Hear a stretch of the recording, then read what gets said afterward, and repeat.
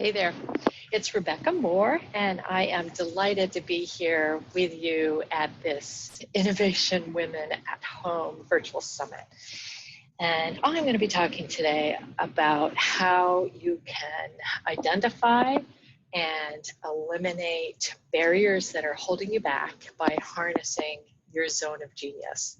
And I'll explain what that means in a moment. But first, I want to tell you a little story, and that is that about 9 months ago, I joined a group of women for a retreat, and we looked at 8 components of our lives, really inspected them, and worked all weekend long over 3 days to figure out a roadmap of how we were going to really progress and take steps towards a life of fulfillment and purpose. And we're making great headway on that. And then the pandemic happened, and I found myself holding back on some of these things that I had planned to do. I couldn't figure out why.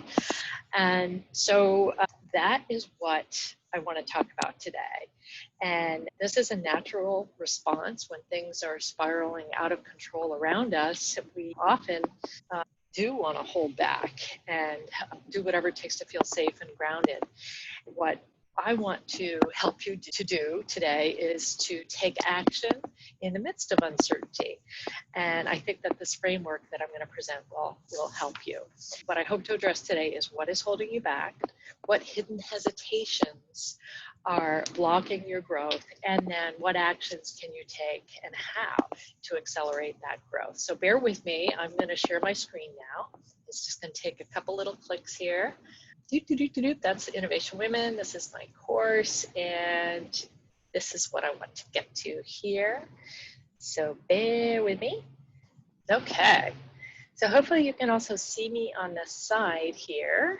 And what I also do with all of my participants in my group sessions is I ask everybody to create a baseline. And so think of it this way. Pretend that we're face-to-face right now, and you are going around the room and you're going to introduce yourself, your business name, but not only just your name and who you are, but what is your mission? And I'd like you to take 2 seconds to jot this down afresh. What is the mission of your business? And what is the best thing about your business? What do you love about your business? And has that changed since the pandemic? And then finally, why are you here today? Why did you pick this course? I'm glad you're here.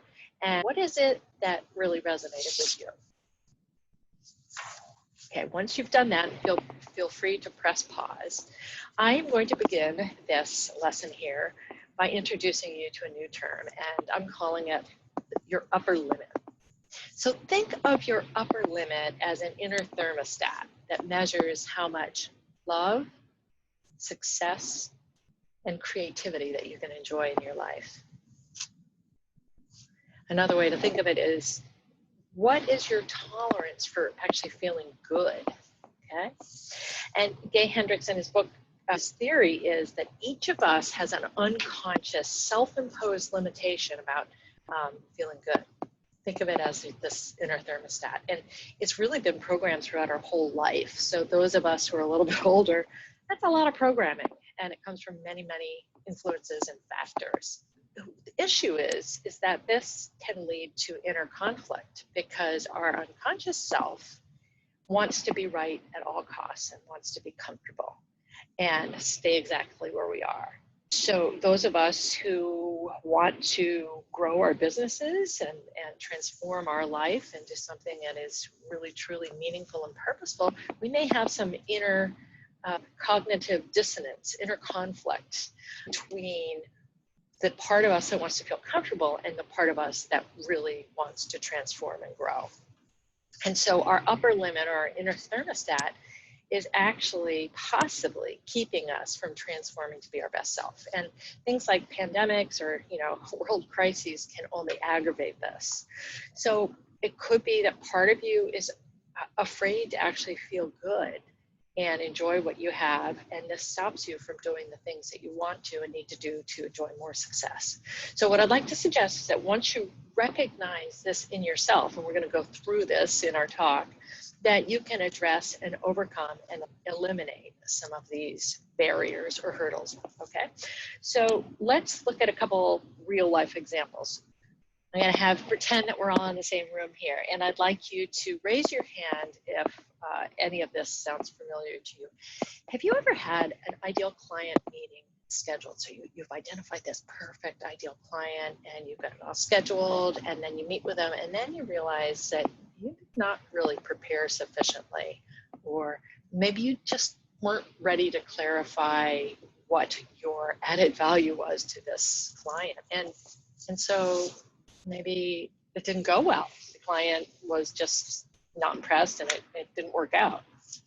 Well, another example, you had a speaking engagement and you prepared for it and you were all ready for it, but you forgot to tell any of your clients that you were going to be speaking, or you didn't really invest any time publicizing it. Have you ever done that? Or another example is, have you ever criticized a peer or were harsh with a colleague in the moment, which resulted in eroding their trust, and then you didn't loop back around to correct it, and that impacted a project? So some may call this self-sabotage, but I just use these examples, and I want you to take pen and paper and jot down any that might come up for you. So take a few minutes, and I'll give you a couple more prompts, because this is really important stuff. Can you think of an action that you took recently that could have been avoided that resulted in negative results? I'll give you an example. I accepted a family commitment that ate into time that I had actually scheduled to complete a project. I could have avoided that. Second prompt. Can you think of an action that you did not take, something you avoided or procrastinated, that resulted in negative results? So maybe you skipped, I'll give you an example. I skipped my normal Friday afternoon planning block because I was trying to complete another project, and instead of just stopping that other project, for the planning, I kept going with that other project, and then on Monday I realized I had double booked myself. All right. So in either of those two cases, I want you to ask yourself, did some part of you realize that you were doing something that you knew would not serve you, or that might even hurt you? And here's the next really important part. Did you subconsciously feel right or justified about the negative results? Like, yes, I knew that I double booked, and that just goes to show that I'm super unorganized. See, I'm unorganized, and it becomes a self-fulfilling prophecy. Okay, so I'd like you to pause and write down some thoughts about other stories that you might be telling yourself. Okay, and these are examples of having an upper limit issue.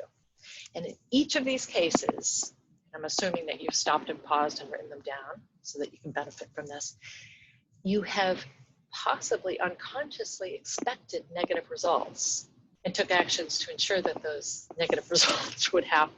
Isn't that weird? Why do we do that? Well, this is what the upper limit problem is all about, and it's an unconscious way of limiting yourself. And some call it self-sabotage, but we're going to crack it open today. So the next thing I'm going to show you here is some common triggers for what we call this upper limit problem. And the first one here you see is attention. So what does that mean? Well, this would be, and again, jot down if this is something that happens to you and make note of it. If you're uncomfortable getting attention or outshining other people, and when this happens, you unconsciously pull back or limit yourself. So I'll give you a quick example. One founder didn't tell anyone about a huge, exciting contract that she won because she didn't want her friends and peers to feel jealous of her success. So that would be an example. And if that happens to you, just notice it, okay? All right, so the next example is money. So maybe this would be an example of this would be you become uncomfortable discussing money, so you avoid these conversations whenever possible, even with your clients. Or maybe you undervalue your self-worth. Okay, here's an example. One founder I know, she had a service business and she was very uncomfortable discussing pricing with her clients. And the reason was, when we probed a little, is that she really feared that they couldn't afford her fees. And so because of that, she ended up charging below market fees. Unconsciously, she felt that she wouldn't be willing to pay those fees. So even though the fees were competitive and absolutely in line with her level of background and professionalism, there was this inner tension about fees. Okay, another one is appreciation or love. And this would be an example when you're unconsciously really uncomfortable getting good feedback or receiving love or appreciation or affection. And after you do receive it, you either brush it off or you do something to bring yourself down to a lower level. So an example might be, say, a client gives you a shining testimonial. And what do you do with that testimonial? You just notice it and appreciate it in the moment, but you don't put it on your website. You don't do anything with it because you're kind of shy about it. You don't want to toot your own horn. So if this is you, notice that this is a common upper limit trigger. And then finally, breakthrough or success. What does this trigger look like? This trigger would be if you reach a high new level in your work or in some success, or you have a major breakthrough and you begin to feel uncomfortable and unconsciously do something to bring yourself back down, to thwart your growth. Quick example of this is when one founder I know created a whole new product line for one client, and it was completely different than her main kind of business. And she realized that if she did this on an ongoing level, she could not only charge a lot more, but it would take a lot less of her time. However, she realized that in order to do that, she would have to invest in some materials, and she'd have to get additional bookkeeping services and make a whole bunch of other changes to her business. And she was afraid it would just take off way too fast. And so she tabled it, and she just stuck with her existing line instead of expanding that. Those are just a few examples. And I want you to just take a look at whether any of those resonates for you, okay? Stay with me here. So how do you transcend these upper limit issues? The 3 steps to taking this big leap of getting beyond your upper limit are, first is awareness. So just figure out what your inner thermostat is and why, and identify any of those 4 triggers that I just described. The second is dissolution. What does that mean? Well, actively work on dissolving your resistance to this upper limit issue. And this means noticing it, eliminating it, or eliminating the struggle or the despair or the drama that's holding you back from taking this action. Easier said than done. And then the third is to transform your fear.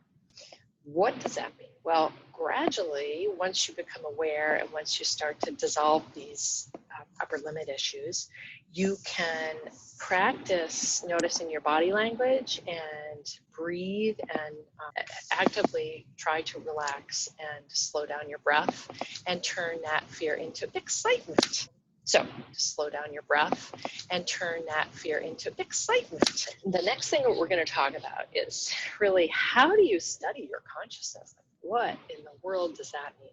Well, the first thing is to take a deliberate look at your belief system. And what I mean by belief system is what are the things that you believe are important in your life, and what is limiting you? What are some of these thoughts? What are some of these thoughts that are holding you back? And the next part is to look at our daily actions. Okay, so we're going to look at our belief systems and our daily actions. How do we unpack this? So that's where we come to the zone of genius. And the idea here that Gay Hendricks introduces, is that we look at our daily actions and notice the barriers that are coming up against. And our daily actions fall into 4 zones or areas. Now, I don't love calling them zones, but it's just a word. So what I'd like you to do is take out a sheet of paper and draw these 4 circles. And I'm going to explain each of the zones of actions. And what I'd like you to do as I list them is jot down any actions that you take in your business or in your life in these 4 zones. Okay. First circle you see is the zone of incompetence. Now, I chuckle, but really, what is this? These are the things, the actions you do that you're really not good at.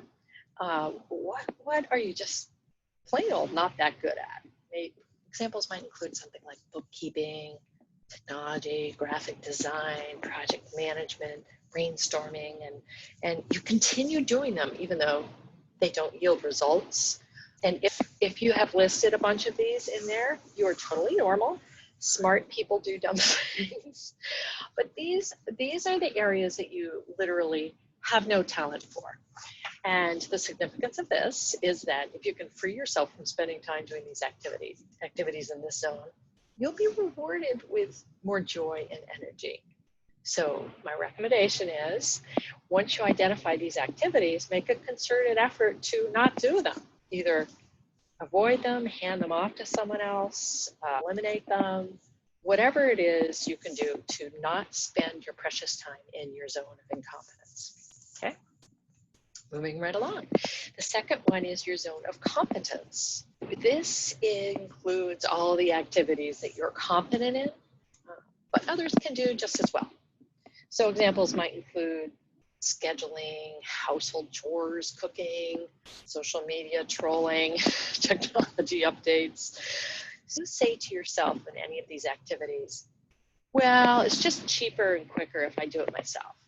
That is a red flag, because in truth, it's kind of a trap.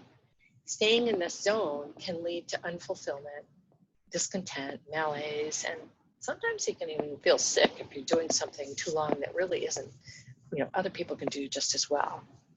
So ask yourself, if money were not an issue, would I like to be spending my time doing this right now? So make a note of your response and then put a little check or star next to the things that are in your zone of competence that you can either reduce your time on this activity, eliminate them altogether, automate them, subcontract, or even delegate. Okay, moving right along. Your zone of excellence. This one is a tough nut to crack. So these activities involve things that you are really good at. You enjoy, they come easily to you. You do them well without much thought. They might include writing, analyzing, reading, posting on social media, volunteering, brainstorming. And the reason that this zone is important to focus on, anything that you've written down in this zone, is because it's a little bit dangerous, because subconsciously, the actions that you are doing in this zone of action feel just really comfortable, and you become addicted to doing them because you're almost doing them without any thought. You're doing them and just like, whoop, doing them. And often this is where people bump up into their upper limit, their inner thermometer. This is their comfort zone. So think of the zone of excellence as your comfort zone. Our actions are reliable, often rote, pleasurable enough, well-known, easy. But the problem is, and this is our big takeaway, that if we stay in the zone for too long, our inner self, or our passion, our soul, starts to feel unfulfilled, and eventually we get kind of depleted. So take a good, hard look at the actions you are doing in this zone. And once you identify these actions, see if you can begin making a plan to gradually, ever so gradually, minimize the amount of time that you spend on these activities, and eventually begin to subcontract some of them, automate, delegate, and if you really don't need them, eliminate them from your time spent. And now we get to the zone of genius. This final zone includes activities that you are just uniquely suited to do. They're your special gifts, your inner strength. Some people call them your superpower, your inner calling. And this is where gradually, if you want to really, really succeed, you want to be spending most or more and more of your time in this zone, because you not only do it with ease and joy, but you're really good at this. You're born to do this, and you will be successful when you are spending most of your time in this zone. Okay, so now I'm going to shift a little, because some of you might be saying to yourself, well, how do I know what my zone of genius is? Like, I'm not sure. And here are the 3 questions that you should ask yourself, and you can please do pause, but write down these questions if you don't know what your zone of genius is. How do people who know you well describe you? What adjectives do they use to describe you? And what do they say that you're naturally good at? Oh, Rebecca, she is just, she just loves to brainstorm. She's so good at it, that kind of thing. Second question, describe a time when you were in your element and you were doing something that you just completely lost track of time on in a good way. They call it in the flow, made you feel powerful and happy and just wonderful. It brought you tremendous inner peace and joy. So if you get a little bit teary talking about this, or get goosebumps when you're describing it, that is a good indication that you've got your zone of genius down. And then finally, write down 3 things that you would never, ever, ever outsource in your business. And that will help you get to your zone of genius. And the significance is that focusing on the activities in your zone of genius, once more, is your path to success. So this is like your home, where the zone of excellence is your comfort zone. The zone of genius is your home. So it really will make a difference in your life if you really heed this call to your zone of genius and do what it is that you can to truly focus on your inner gifts and strengths. And if you take one thing back with you today, it's this. And so the recommendation here is notice those activities that keep you from pursuing your inner calling, and begin to focus on working in this zone of genius for about 10 minutes a day.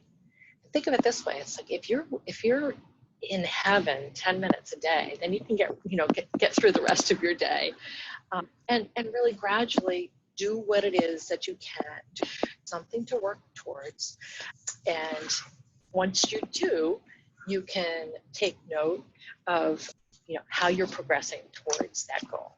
All right, so the next part of my talk, I'm going to just talk a little bit about some of the limiting beliefs that are keeping you from moving out of your zone of comfort to your zone of genius. So bear with me.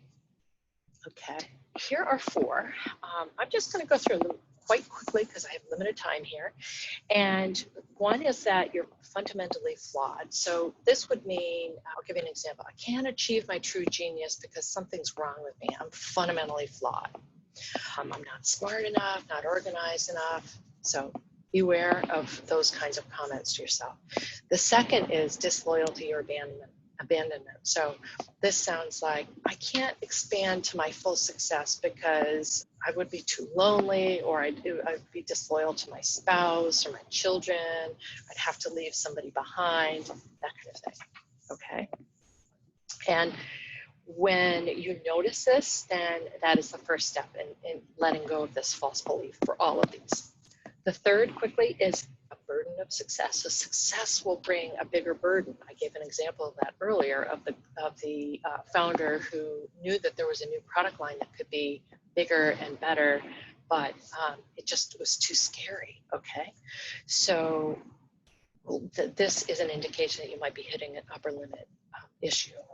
And the fourth is fearing outshining others, which is a little bit similar, but I can't extend to my full success, because if I did, I would outshine my mother, my brother, my friend, and it just makes me feel uncomfortable. Okay. Or another way to think of it is, I'm already so fortunate. I don't know if I really need to take it to the next level here. Okay, I'm just going to quickly go through a couple symptoms. I'm not going to go through all of these, and here are some other warning flags that you might be hitting up against your upper limit problem. One is worry, and if you're worrying incessantly about bad things that might happen, like you're thinking of all the bad things that could happen instead of what it would feel like when you're successful. And then maybe you inflict this worry on other people. Another one is criticism. Maybe you start criticizing, others and making harsh comments just because you feel uncomfortable because things are going well. It sounds crazy, but it happens all the time. A third one might be self-punishing, or illness, and that means you're mentally preventing yourself from enjoying what you are working on because it just feels more comfortable there. All right, so you're allowing your inner critic to protect you from enjoying and taking action. And then the other one, I'm just going to talk about the other two very quickly. Integrity breach would be when you find yourself not doing what you say you're going to do, or you're showing up late, double booking, forgetting a promise, spacing out. This might be a sign of an upper limit issue. All right, and so take a look at that. And then finally, having a bad attitude. So this is when you act irritably or grumpy. You're playing the role of a victim to avoid joy. It happens. Or you feel jealous when things are going well for others. So these are signs that you might be hitting your upper limit problem. And so to summarize, once you can identify your upper limit of enjoyment or your comfort zone, you can then notice and address these barriers to action and watch out for the triggers and symptoms. You can identify and celebrate your zone of genius and work towards it, and then really make a commitment to increase the time you spend in the zone by eliminating, delegating, automating, whatever it is that you can to move yourself out of those actions, things that you're spending time on, and moving towards your zone of genius. Okay. The next thing I do when I'm with a group, but we don't have time for here, is to really take a look at your big vision and your priorities in all of these different areas. And this is where you can kind of set some baseline goals for where you are on these different areas of your life, and create milestones and outcomes for these areas. And then review it regularly so that you can help to get more specific about how much time and effort you're willing to spend on growing your business versus some of these other areas.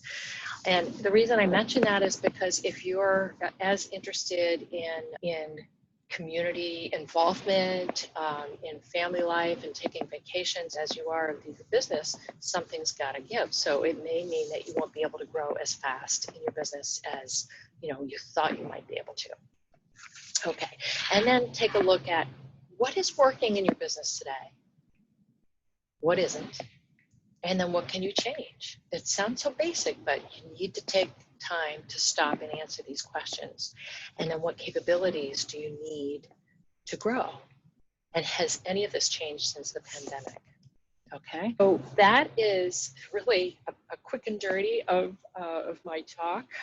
The summary really is that based on your learnings today and your big vision, you now have the capability to identify your upper limit and notice and address barriers, actions that you need to take by looking for the symptoms and triggers that are holding you back. And then describe your zone of genius in great detail and make a commitment to increasing the time that you spend in this zone.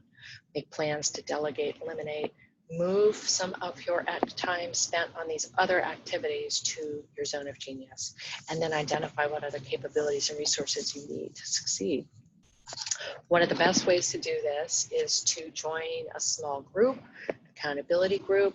I have one coming up that you can see the Founders Focus Series if you go to bit.ly/harness genius, or if you want to give me a call, you have any questions, feel free to book a call at bit.ly 20minsc. Okay, and the reason why these small groups are so very important is because it gives you the accountability and the Brain Trust of a group of other fellow founders. And really, when you hear the stories of other entrepreneurs who are going through some of the same things you're going through, it gives you some insight, and it really helps you move much, much faster. So I encourage you to do that. Now it's time for questions, and I am just going to answer a couple that were sent to me. And the first one, very quickly, and you can sign off if you don't want to listen to the questions, but what if I don't have the money to outsource? So that's a good question, and I would love for you to think of it in another way. What is it costing you to not outsource? What is your hourly rate? And can you find someone to outsource to that is a fraction of the cost of your billing and your hourly billing, so that you can be spending more time on revenue generating opportunities? That's what I'd say. And then the second is, you mentioned turning fear. How do you turn fear into excitement? Okay, so basically, fear and excitement. Now, I'm not talking about people who are have major high anxiety, but when you have that anxious feeling that you may attribute to fear, if you look at it in a different mode, some say that fear is excitement without the breath. And so if you can notice when your body is feeling that, what you could call fear, and you're hitting your upper limit, if you can breathe deeply and think about some of the things that I've just taught you, some of these triggers, you can identify whether it is that trigger, and then start to think about how you can turn and breathe through that feeling and turn it into excitement. And then the other question is, it's similar, and it has to do with body language and tightness. And one of the other things I do want to mention is I highly recommend starting a meditation and yoga practice. And I know it sounds just a little bit woo-woo, but actually, to give yourself the opportunity to have some white noise in your day, to just turn off the brain and let yourself be quiet and peaceful, and also to get a lot of exercise, is also going to be helpful in reducing your anxiety and allowing your mind to really think a little bit more about the parts of you that you haven't been focusing on, maybe those points of genius. So with that, I'm going to close. And again, if you have any questions, I welcome you. Please contact me. I'm at Rebecca@inanutshellconsulting.com, and my social is @inanutshellceo. And I really look forward to meeting each of you in person. Thank you. Bye-bye.